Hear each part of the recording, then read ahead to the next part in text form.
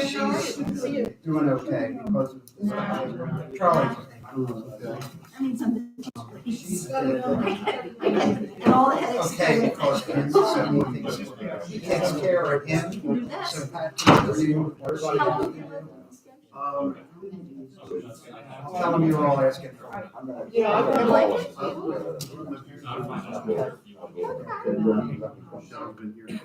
Yeah, sure. Well, maybe I'll join you if you go over that day, because I kept away from him. He loves to tell, he loves fun. Take lunch. That'd be great, we'll get him a sandwich class. Or get him pizza, cheesesteak or pepperoni. Oh, he'll love that. He loves that. Or maybe work something out next time. How you doing, Cody? Congratulations. Okay, I think that we're going to hold this meeting to order. We're starting right on time, aren't we here? 6:58, you're right. Do we need to wait or no? Okay, No, it's not, let's not. we're gonna go ahead and start. I'll start with the pledge. Allegiance to the flag of the United States of America, to the republic for which it stands, one nation, under God, indivisible, with liberty and justice for all. And Cody, if you could read us a moment of silence, please. Sure, if everyone could please join me in a moment of silence for our incredible first responders and our nurses and doctors through everything they're going through right now.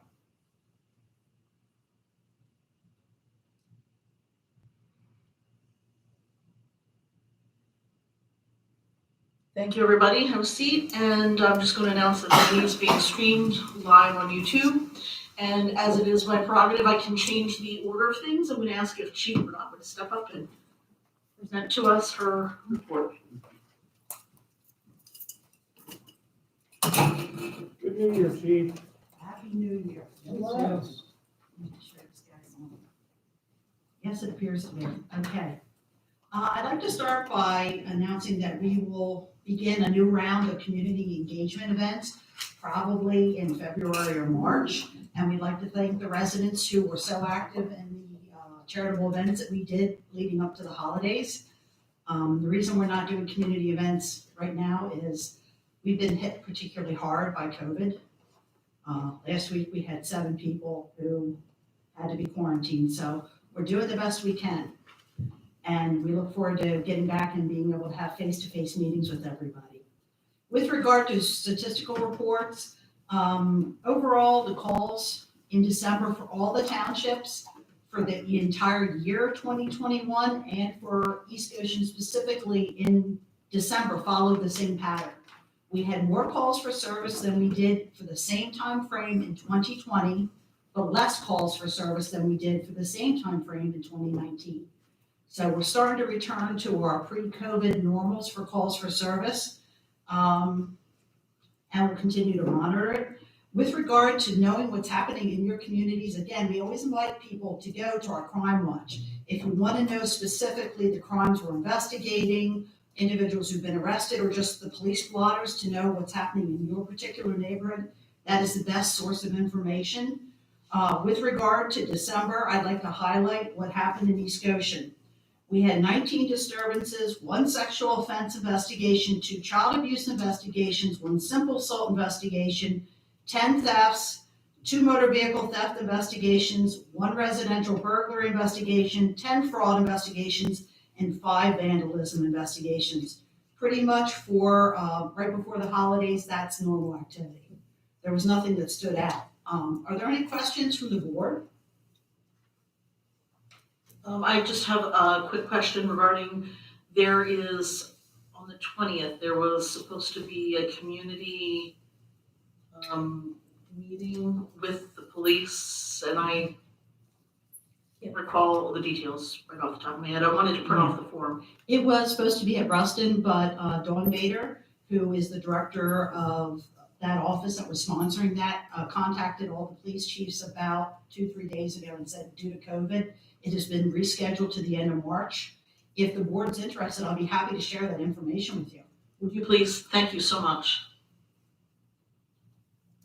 Any other questions?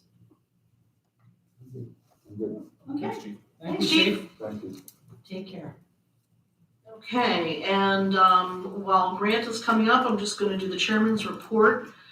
Just to let you know, the board met in executive session to discuss personnel matters and legal issues before this meeting.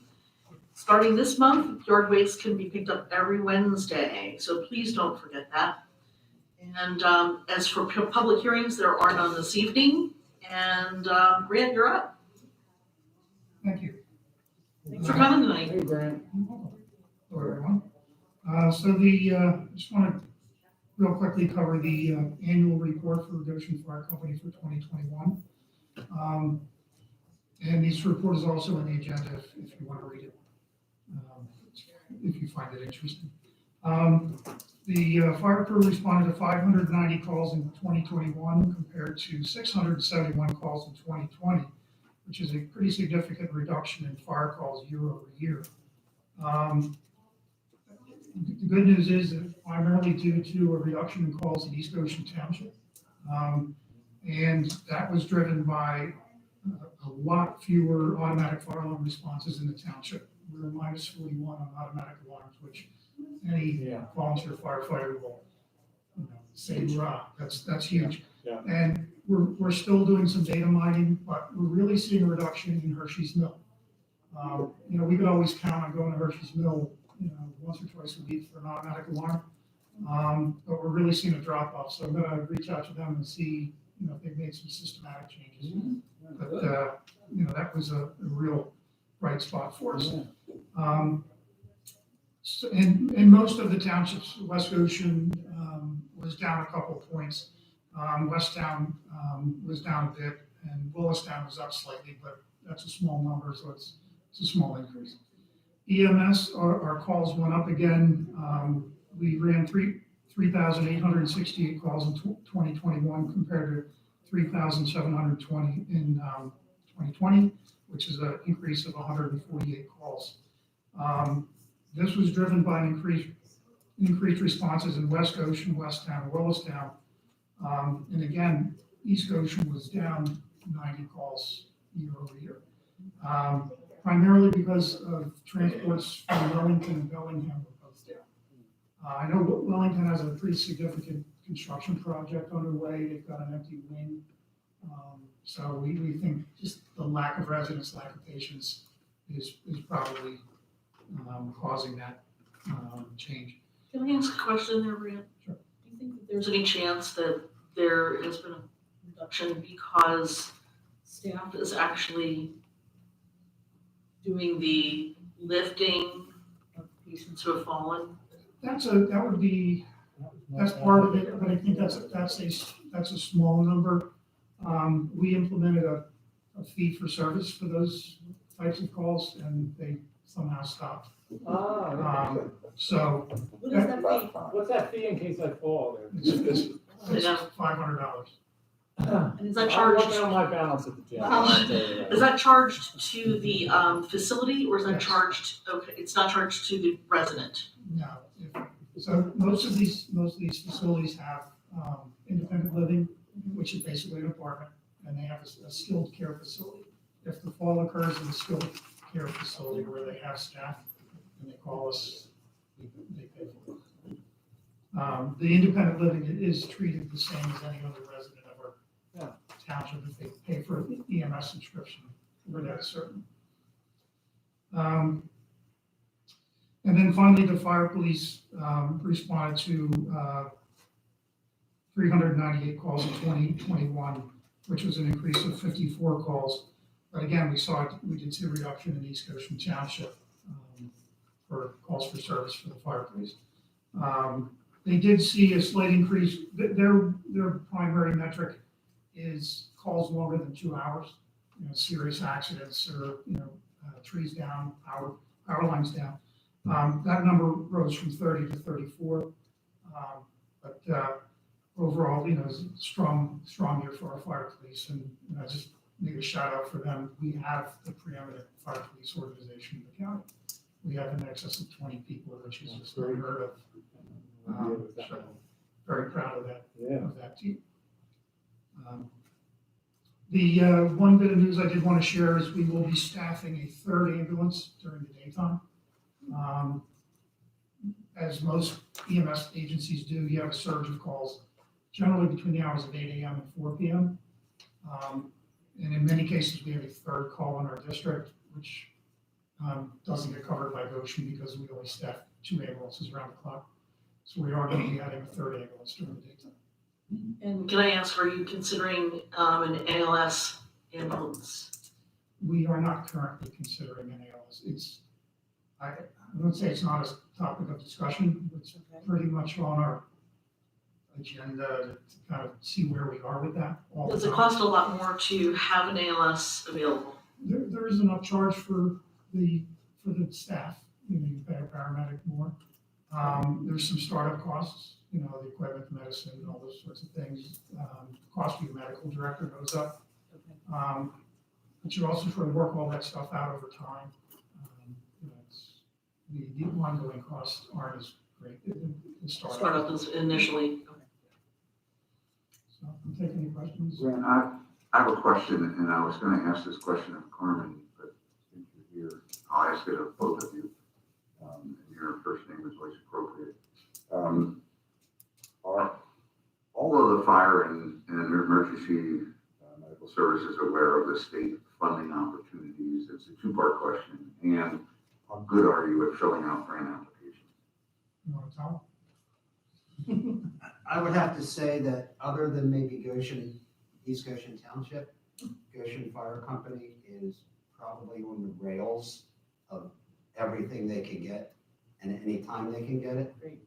I'll say enough. Yeah, so we apply for the state funding every year. That's about $23,000. We've done it as long as I can remember. We applied for the PPP loans during COVID. We've applied for every COVID grant that came down the pike. We just bought $325,000 worth of air packs with a federal grant. I just wrapped, I'm ready to press submit on 3 more federal grants, probably by Friday. So if it's out there, we're applying for it. I've hit the pipelines, I've hit everybody I can. I was just gonna ask, are you using the pipelines every year if there's something new? Some of the ones that have like a public service sort of grant function, Williams Pipeline, Energy Transfer, several of them that run through here do have a grant program, and we've been pretty successful with it. Grant, that 325,000, that's a real highlight. That would have been nice in the narrative, but I want to segue first by thanking you for giving a comparative prior year at least, so we can have some perspective. And the narrative bullets here are very helpful. And I would challenge, and maybe Carmen, you can pass on the word, Kim and Chaz, that Good Fellowship, if they could give us that kind of at least a 1-year perspective of what it was in 21 or 20 versus 21, so that we have some sense of what they see as important, bullets or things that happened in their year, the way this is done. It helps us as a board member when we've got a lot of things to do, and sometimes the executive summary may be the only thing we get a chance to look at, but it really helps fill us with information that we can, ruminate with and share with others. So it'd be great to have that perspective. I know we started to do it this year with just the monthly reports to get the prior month year, but it was very helpful, Grant, so I appreciate it. Yes, and I plan to attend as many meetings this year as I can, sort of our New Year's resolution. So, you don't have to save up all your questions anymore. I should be here to answer questions. That's great. And I did that sort of to highlight the work that is going on. Some of it's dumb luck in our business, but I think some real effort's been made to get some control around those numbers. Grant, I have 2 questions for you. The first one is the $500 fee. Are the places pretty good about paying that? Yes. Okay. And the second one would be, do you have an update for the subscription drive that you guys are doing right now? Yeah,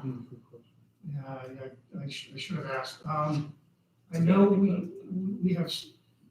we send that out in November. We get sort of tranches of money, and we make our deposits certain times. Basically balance our budget. I know we were ahead of it this year. We were ahead of it last year. It was a very good year. So I think we're on the way to another strong year with the subscription. Can you update us next month on I that? will have to- Yeah, it's good to know this number, that's a good question. Yeah, it's a great question. I think our community supports us better or as good as well as any other. I thought of it because I remembered I need to bring my check in and see the counter, so. And if you can't make it, just give it to me next month. Yeah, and Cody, just write a few extra dollars for me too. Thank you. Absolutely, got it. Grant, I have more of a county-wide question. The Jennersville closing and the Brandywine closing, I know that's not specific to this area, but is that already having a negative impact county-wide on first responders? It's impacting us. Wait times at the hospital, I think our record was 2 hours and 40 minutes waiting to get a patient off the stretcher and in the hands of a nurse or a doctor. Not all like that. Some days it's crickets in the emergency room and they're in and they're out. But there's days where, we have 2 ambulances sitting there waiting for a bed while other ambulances are covering our calls. But that, we're in Westchester covering for the fellowship, we're in Euclid covering for Euclid. It's hitting us. Today we got a report this morning, they had 12, what they call psych patients in Chester County's emergency room. And every psych patient requires a 1-to-1. So that eats up staff and they can't handle the walk-ins. So there is an impact. Thanks, Grant. Thanks a lot, Grant. We'll see you next month. Thank you. All right, Good Carmen. word, Grant, to everybody that serves. I We're wouldn't getting- even have to stand up. Here's the fire marshal report. Frank does an excellent job as RED. Ladies, huh? I'm pretty lucky to have it. Yeah. Ladies and gentlemen, I'm just going to give you the monthly for December. Grant touched on a lot of information that you have in there to digest. For Goshen, we had 16 fire calls, we had 10 fire police calls, and we had 165 EMS calls. Malvern had 27 calls, 6 were basic with 2 transports, and 21 were ALS with 10 transports. And Good Fellowship had 62. They're 9.4%, 9%, 98% has been tracking fairly steady throughout the year, so that's where it is. Grant gave you a breakdown of what is going on with the EMS in the county, and we'll just have to deal with it. Questions? If not, have a safe and nice evening. Thank you. Thank you, Carmen. Thanks, Carmen. All right, moving on, it's been the financial report. Madam Chair. As of December 31st, we finished with a surplus of $63,706 in the general fund. Final balance was $5,739,288. That money that was left in is after we did a transfer to capital reserve of almost $62,000, transfer to our new infrastructure sustainability fund of $339,000, and a transfer to operating reserve of $154,000. So we left the $61,000 in the general fund, and we were still able to make all of those transfers. The expenses and the revenue, the story was pretty much the same the last 3 months. They were the same expenses that were lower, and revenues that outperformed, driven by EIT and real estate transfer tax, and increased building fees. Our 2021 audit, my staff has already started submitting files and a shared file link with Mally. We had a preeminent call with them, and it was nice to put faces to everybody. Kind of, here's the game plan, so they'll be in person first week of February, and have them in the executive room and start giving them any requested information that they have. We will do and donuts, yes, whatever they need. And we are going to have a single audit for the federal funds because we did receive over $750,000 in grant money for the trail this past year. Okay. A lot of check pluses in that report for the ending of December. Nice job. Fantastic. Dave, a question, do you know when we get the second tranche of the ARPA money? Estimate is July. Okay. Okay. Okay. It's basically 12 months from when we got the first one. And it was, that was actually in July. And you're showing infrastructure sustainability fund at 339 As of close of December. December. Now, we still have to make the transfer. M&T has been a little slow at setting everything up for us, but we should be able to do the 1.25 million transfer this week. Great, thank you. Fantastic. Okay, So bottom line, we finished the year $555,000. Ahead of budget. Well, it was Is that 600, breaking? it was 616, and then we left at 60,000. 555 was transferred to other funds, which Yeah. is great. Yeah. That's great. Good news, because it wasn't expected because of the COVID EIT, and a lot of good things happened to us in 2021 budget-wise, so that's great. We did, Keystone Collections, did some campaigns that really rejuvenated the EIT collection. The word that I've gotten from them is we should be pretty much on target with what we budgeted as far as a dollar number. Oh, good. So we're not overly conservative, and they should be doing another campaign for 2020. Yeah. EIT delinquencies. Oh, good, good. Dave, do you have any word from WEGO as far as any surplus that might have come from the police department? Nothing from Kathy yet. I did reach out. She's working on it on her end, but I didn't get a firm date on it. I was hoping it would be before this meeting, but hopefully in January. Anybody else have any questions regarding the financial report? And since we have none, we'll go to the approval of minutes and treasurer's report. Okay, The- Bill? Yes, we're gonna pay the bills. There are no minutes to report this evening to vote on, and that will be, I'm sure, forthcoming. We do have a treasurer's report. Thank you, Madam Chair. The treasury report for the weeks December 29th through the 13th of January 2022. General fund expenses were routine operating and maintenance expenditures, including our first WEGO lease payment of $411,000 this month. The entire budget is fairly flat with last year, so it's a little front-ended, so you'll see these payments, they get most of their percentage up front the first 2 months, and then it tails off.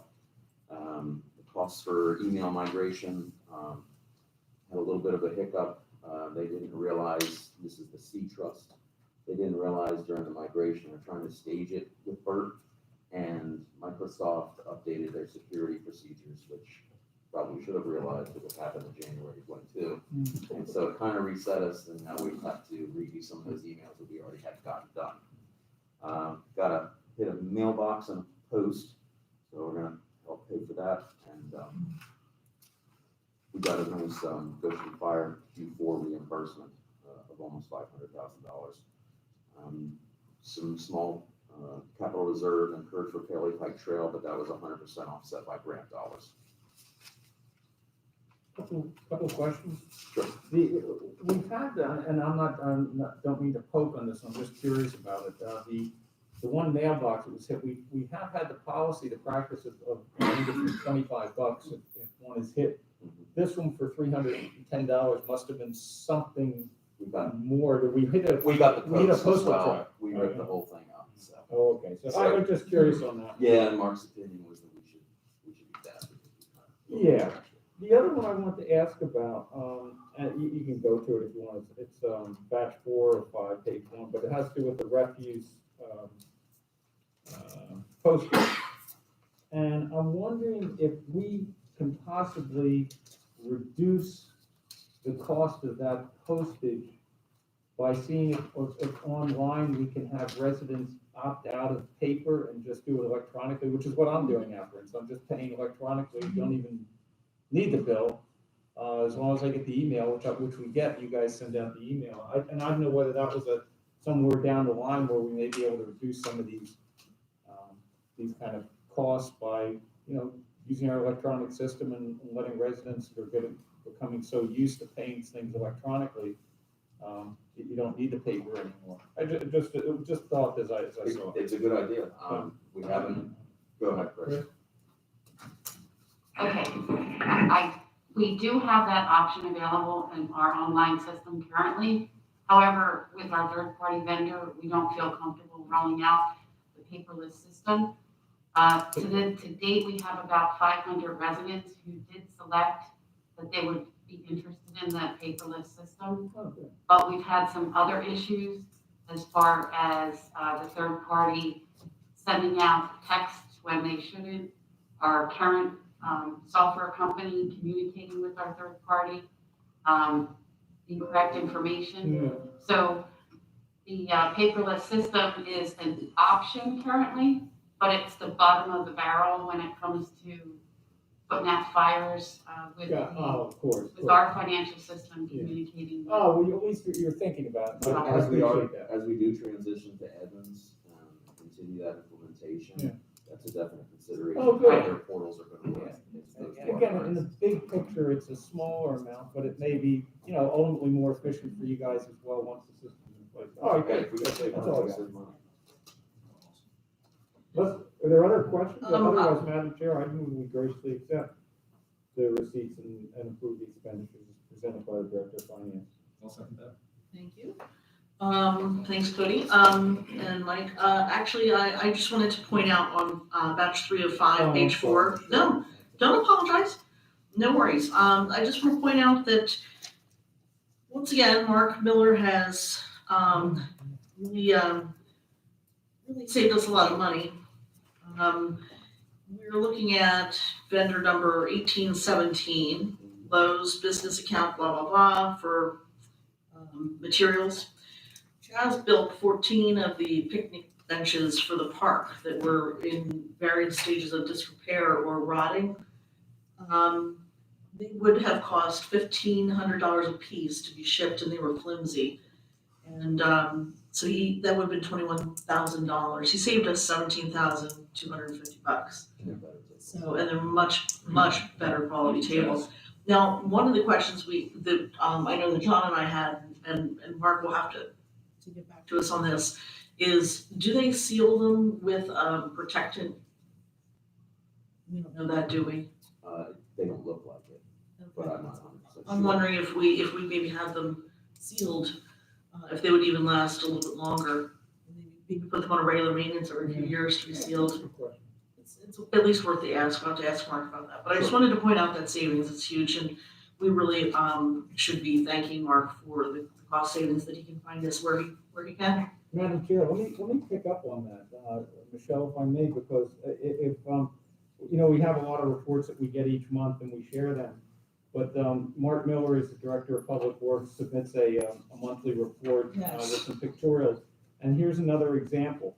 With our sewer system, the Hunt Country Pump Station, there was some failure there of the transfer switch, and these transfer switches are very expensive. To replace it, it would have been about $14,000. They asked around, they looked around, they ended up going to a company and got the switch for $750 and installed it. So there's that's real money that another organization might just simply say, oh yeah, just get the switch, we're not gonna worry about it. But, he's digging, he's got a network, as the department, it's just one of these examples. And then the other one I had to smile with, you might know about 6 or 8 months ago, Mark Miller was able to pick up what's called a high water rescue vehicle from, I guess it was military surplus, Army surplus. And For $9,000. yeah, it was a $300,000 vehicle with about, I think it was 8,000 miles on it or something. And got it for $9,000. And I remember taking a look at the thing, and it was one of these big Tonka toys. It was wonderful. Well, it came with the usual military camouflage in green. Well, internally they painted it, and it's the most beautiful little truck, giant truck, I should say, that you ever want to see. And it's just another example of just the breadth of both pride that they have in their fleet and the way they care for their facility. And there's another one in here about that I won't mention. And just the level of skills that they have. So You don't ever want to see it, because that means you're in a lot of water. That's yeah, true. yeah, well, that's right. But that's so I just want to Yeah. piggyback. Michelle, Yeah, on he that. saves us a lot of money. That's why we have a surplus. The problem was it was camouflage and no one could find it. That's right. It took a while. That's right. With the spray paint, they missed it for like half an hour. They did a great job on the concrete floor. Well, that's the Yeah. other one I was going to mention. They opened it up with a new drain, Yeah. which will save Steve Walker from working in wet and the snow plows melt. Structurally build it up, I mean, Yeah. yeah, that was an They example. rebarred the whole thing. Yeah, It's yeah, great that job. that was something to see the pictures of that. It was. Are there any questions from the public regarding the bills? Seeing none, I'm gonna call the question. Those in favor of paying the bills? Aye. 5-0, thank you. There is no old business. Under new business, we're gonna consider authorization with township manager and finance director to conduct a search of qualified consultants to assess current employee evaluation compensation structure. Thank you, Madam Chair. Thank you, Madam Chair. This is something we had talked about during the 2022 budget process. And it became apparent that, with Dave and I just coming in, it may be a good time to look at revamping the system of not only compensation, but how we tie that into any kind of evaluation system. Currently, we do evaluations internally, but it's sort of a hodgepodge depending on which department you are in. People do it differently. So what I think Dave and I both want to get at is more of a systematic, everybody across the board is measured by the same metrics. Another component of this I didn't put in the memo was, getting it done earlier in the year so that these things are wrapped up prior to budget season. Right now, everybody's, scrambling in December, which, East Goshen is not unique in that regard. There's a lot of people that do that, but, I would love to wrap up that process earlier so it can be tied into the budget season. And, I think we both feel that it's also beneficial to go to a qualified consultant to give us, as I say in the memo, not only salary ranges, but bands for the different positions, tie it into existing evaluation structures that Dave and I are working on and finance staff. So we would have to come back to you to give you the proposals as we receive them and say, this is our recommendation. So this is just more of the beginning of the process to authorize us to get started, but we will have to eventually come back with a proposal in hand in order to really get started. So again, just the tip of the iceberg here, but we would like to get started sooner rather than later. Madam Chair, I'll make a motion that we authorize the township manager and finance director to solicit proposals for human resource consulting services focused on updating our employee annual review and compensation programs. Thank you, David. A second? Okay. Thanks, Mike. Does the board have any questions? Does the board have any questions regarding this? And is there any public question regarding this? Come on up. I'm not trying to do this every period, No, that's all right. Not buying it, Russ. Russ Frank, 451 Gateswood Drive. I'm all in tune with what you're trying to do, Darren. But how do you get out, you say you're trying to set up matrix, salary bands.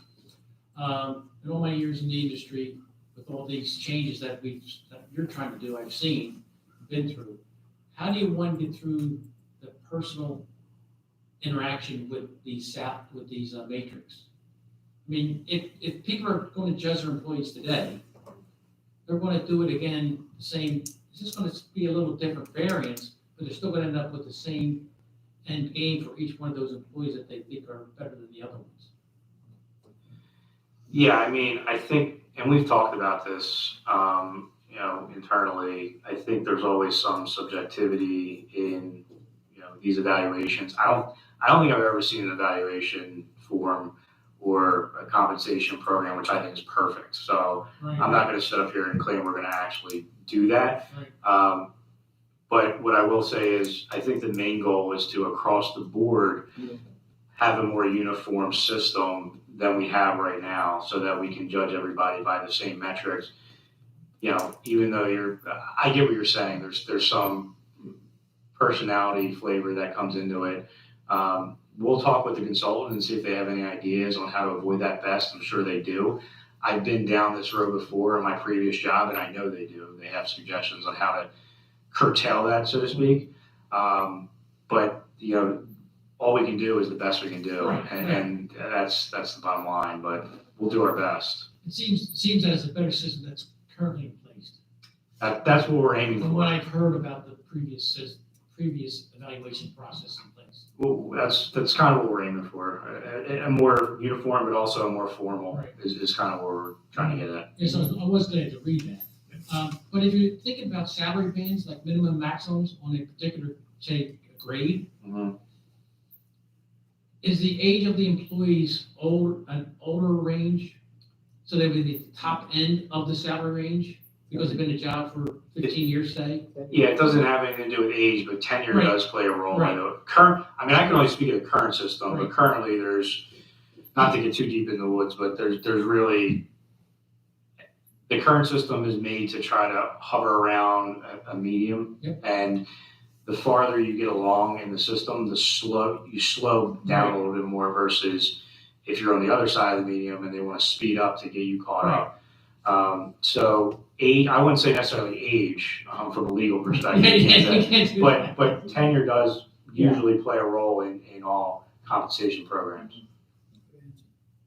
Yeah, because I've seen that, when experienced employees, as we're allowed to say it, they reach the top end of that range, it's really stifled Well, what they can make. And that's kind of another thing that's going to come up in this process is many people every 3 to 5 years evaluate those bands based on CPI. Right. You know, some places don't, but a lot of people do. So Okay, thank you very much. What we've done, Russ, in the past with one employee, was when they reached the top of their range, we didn't increase their salary, but we gave them a year-end bonus check that would have represented 3% or whatever. the Right, yeah, I've been through number that was. process. So we have that process. Right.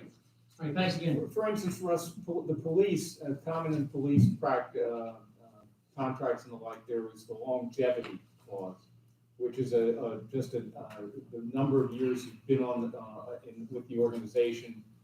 It adds up to an annual amount, say it's $600 a year, and you've been with them for 10 years, you get $6,000 for longevity. I've never been a big fan of it. It's another form of a implied bonus, but it doesn't reflect necessarily innovation or exceptional duty.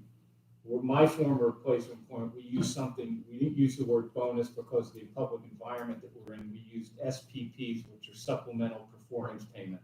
And it was based on, there was a tranche of money that the board budgeted every year, and then the manager had the opportunity, either during the course of the year or at the end of the year, to distribute that based on various things that were done by employees. They did something out of the ordinary, something innovative, or at the end of the year, you kind of give this consideration for some of those things, like somebody's top of their bracket. So Right. there are other options within, particularly within the public sector. You have to be careful because it's the public's money.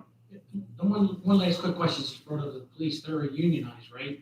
Yes. Are the employees? Yeah. That's what I thought, okay, great. Fire company. Thanks, Russ. Yeah. Are there any other public questions or comments?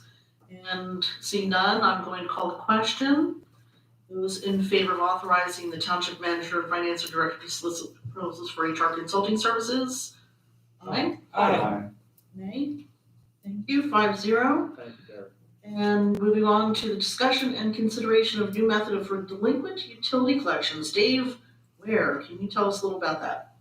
Yeah, I'll boil it down. So, since I started last year in April, evaluating our current process, looking at how much money is past due, how old is it. I used to work in the collections industry, so I realized that everybody has different financial circumstances. Some of it is hardship plans, bad turn of luck, medical bills. There's a lot of different cases, and you can't put it across the board and think that everybody's going to be the same.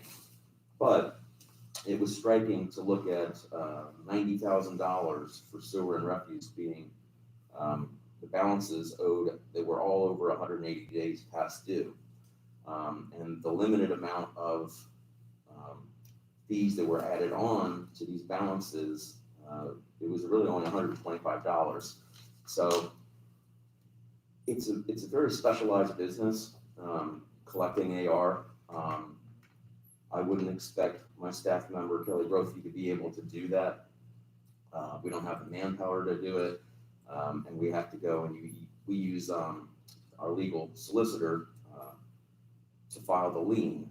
But really, there's a huge gap between when you initially approach and send a collection letter and say, hey, by the way, you have a past due bill, and then you finally get to this lien process, and then are you following through on that? Is there any teeth to your actual practices and your collection methods?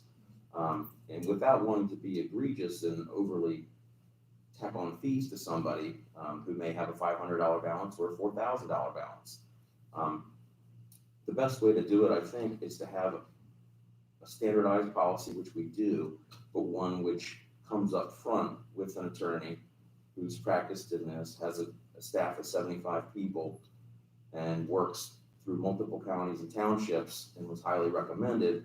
I sat down with them, I talked to them, and realizing that we're spending between $9,000 and $10,000 at least last year on this process, and we're not collecting it back. So that's people who are paying either with rates or if it's not tracked correctly out of taxpayers' dollars, which aren't getting collected, and it's just not really fair.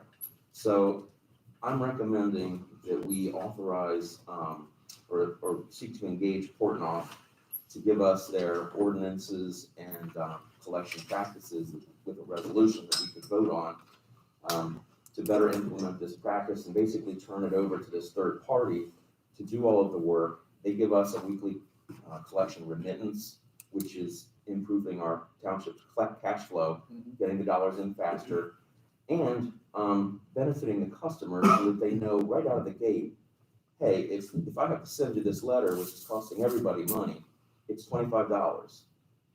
So we need you to pay. And if you need to get on a payment plan, they have the staff to do it. And if they have a hardship, we can work through that. And ultimately, we will work with this vendor. It's not just a blanket. We want to be very careful, and we want to work with a partner who is not a strong arm tactician, right? And they have gotten very good recommendations. My conversations with them is, they know that a carrot is better than a stick, and there are times when you need to use that stick. But for the most part, it really is beneficial to have this person go in and get someone who knows how to do it, to engage with the residents who are delinquent and say, we need you to pay. How can we help you do that? And doing that process, I think, will increase not only our current delinquencies, but we'll set a standard to just improve current delinquencies overall moving forward. So, Dave, I think that's a really good presentation. As you know, I have had experience with Portnoy Law in the past. There are no fees up front from the township if you meet a certain threshold of accounts you're turning over. With the 6 or 8 years that I had experience with Portnoy, did not receive one call from a resident who was in collections about unprofessional treatment. There were lots of options. The resource reallocation from internal and the performance. They have a niche practice, and I think they're a really good operation. So I would really encourage us to allow the director of finance to do that. And that's all I'm going to say on Did I hear you say we need to pass a resolution to do this? that would be after we get their paperwork from them. They're going to write it up for us so we can review it and make sure it meets. We want to kind of fall in line with our current procedures. So 6 months, you've got enough time, the balance is high enough so that any fees aren't overly excessive. And we can discuss it with them. As I said, is there a sweet spot where, I know from experience that 60 to 90 days, once you get past that, you may have a very tough time collecting. And so the more upfront you get with them and work out a payment plan and have that kind of a resource, the more likely we are to avoid it. So I have a question. We have $90,000 in over 180, and I noticed there's no fees if you're transferring 50 plus delinquent accounts. How many does that 90 represent? That is 55 accounts. Okay. Do we have a motion? point? Well, I was wondering about modifying the motion. Oh. The motion was to engage, Portnoy Law Associates, but is there anything up in front of that, like the resolution, that would be necessary to, That's something that you would come back to after you receive the Agreement. agreement with them, is that Yeah, correct? there's a contract that we'll have to approve, Yeah. agree with. So this will come back before us to execute. Yeah. Dave, right? so can we modify the motion to, Proceed. proceed with Portnoy Law Associates and, Probably a better way to word yeah. it. Yeah, that's the good. Draft, Yeah, it's a two-step process, really. draft resolution and a proposal from Portnoy. Sure. I'll make that motion. Okay, I'll second. great, thanks, Mike. All right, Dave, so thanks for we have a motion. Do we have any questions from the board or the public? I have a quick question. Yes, go ahead, Cody. Sure. So Dave, thanks for putting this together. My question would be, I know I asked you this earlier this week, in regards to, you said there are other townships that are using this law firm. Do you have any success rate, like numbers? If, East Bradford had 100,000 outstanding with this new law firm, they were able to get 50,000 back. Do you have any type of number that we could? Their Yes, collection, sir. their collection rate is typically between 75 and 80%. But the problem is all of their data is tax driven, and they're putting everything together as far as school boards, townships, all these different organizations, municipalities that are included. And currently, we have given them taxes to be collected by the Chester County. So we don't need that service, and sewer and refuse is a lot harder to collect. People are a lot more willing to pay a township tax, which is only 1.25 mils, as opposed to getting a quarterly bill that could be $200 to $300, especially with the increase in refuse fees. Cody, we used Portnoy, I think it was exclusively for sewer.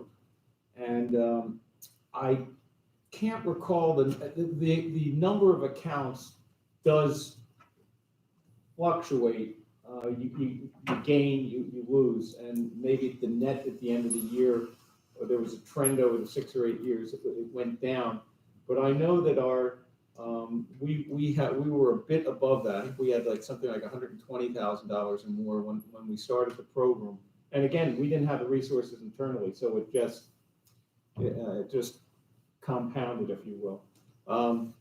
But we were getting, of course, we got weekly checks from Portnoy and reports, but we were probably bringing back in maybe $12,000-$14,000 a year on those delinquent accounts for the performance that Portnoy was doing. So It's better than nothing. without a doubt, and better than nothing, particularly because the internal staff, our staff, it doesn't have to be consumed with it. So it's kind of twofold. So I know that we'll save between $9,000 and $10,000 in out-of-pocket legal expenses, which we currently are incurring. Now, if those get passed directly on, which is Portnoy's practice, to that resident who is delinquent, then we have no expense out of pocket, and we get paid. Portnoy collects their fees. Yeah. I like the fact that it's a user fee, essentially, it's not a taxpayer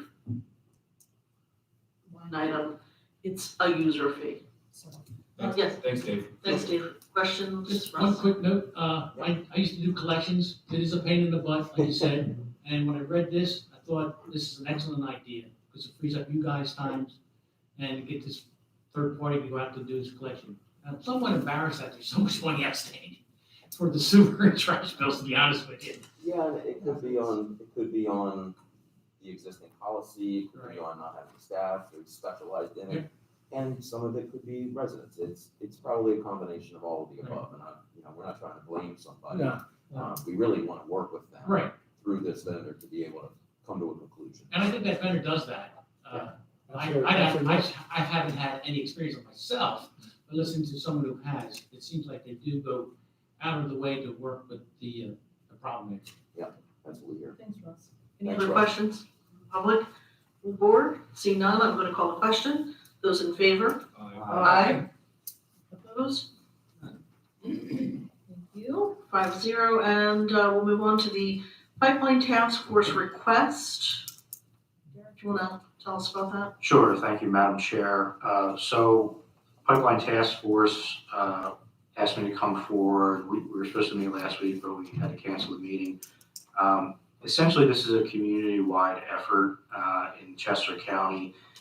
Sunoco is up for their 5-year renewal permit from DEP, which essentially is the only permit that governs the Mariner East project, set to expire next month.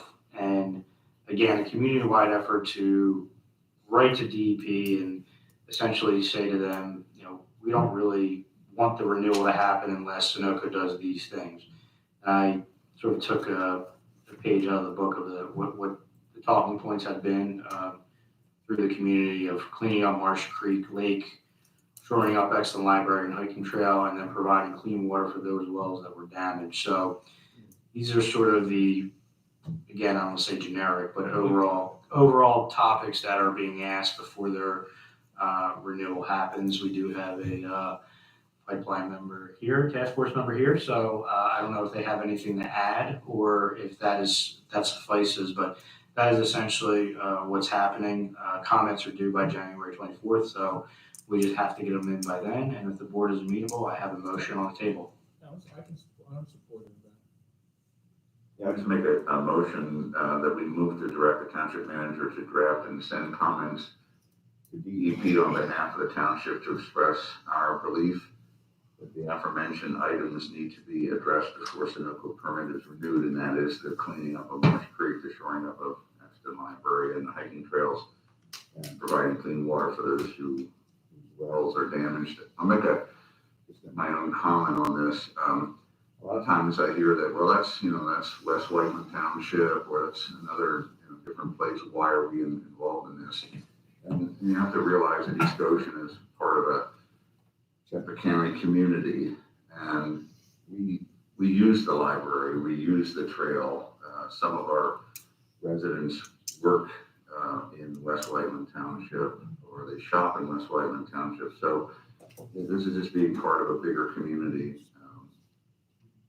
So I'm in favor of supporting this motion. I would second that. Okay, we have a motion and a second, thank you.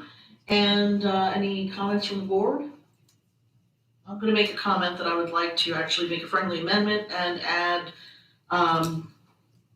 end of life study for Mariner 1. I would accept your friendly amendment. It's an important one. It's Judge Barnes requested it.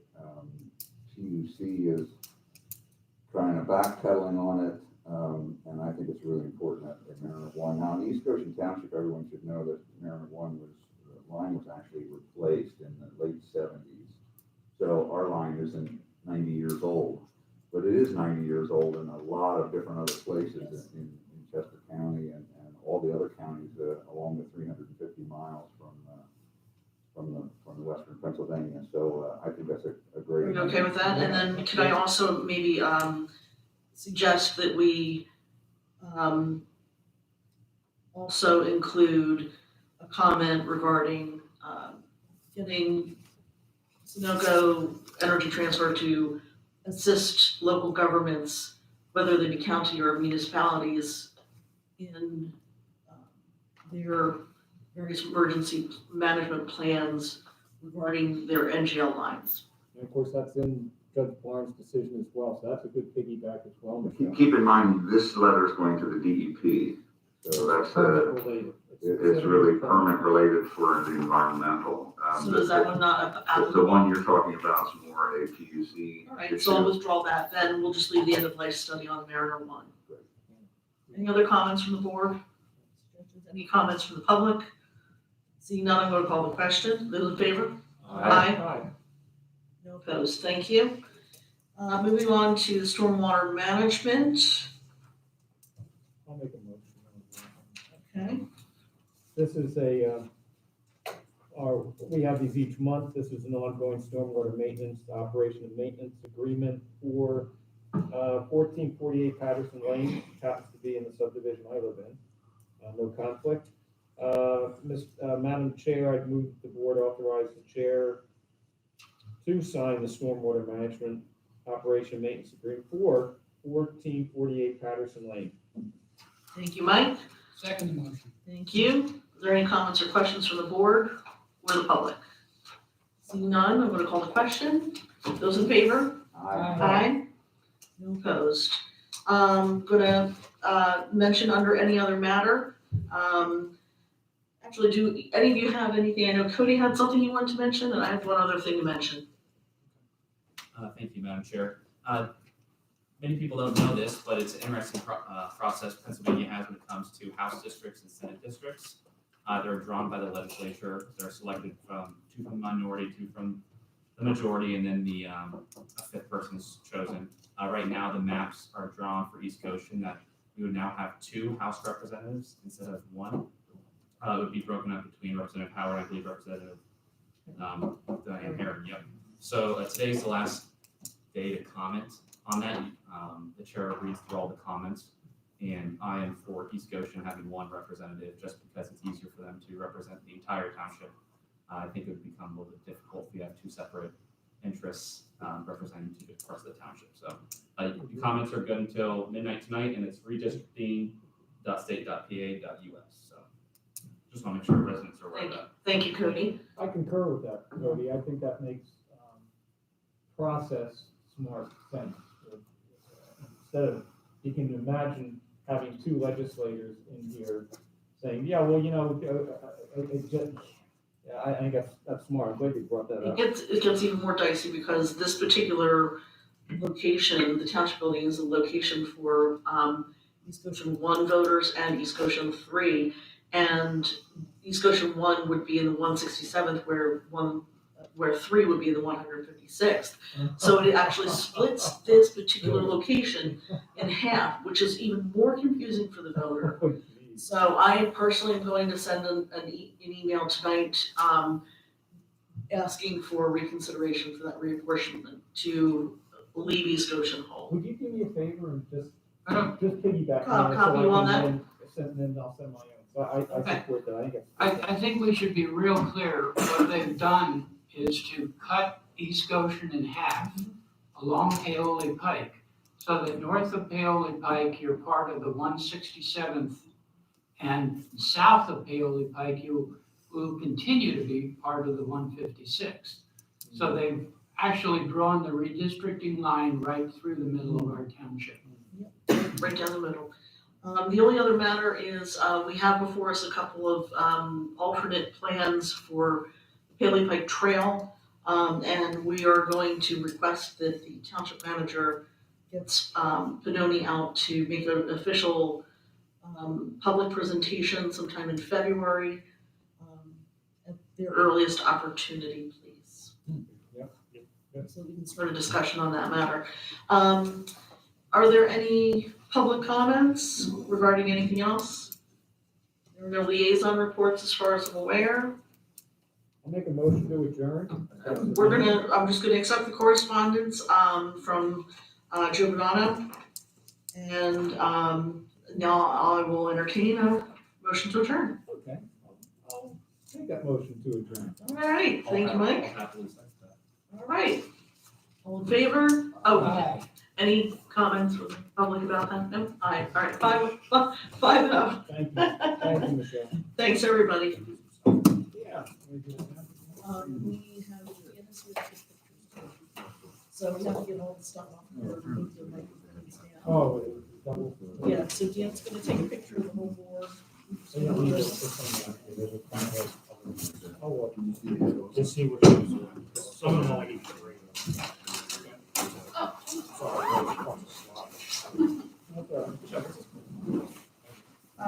Yes. apparently we got the- Thanks for coming.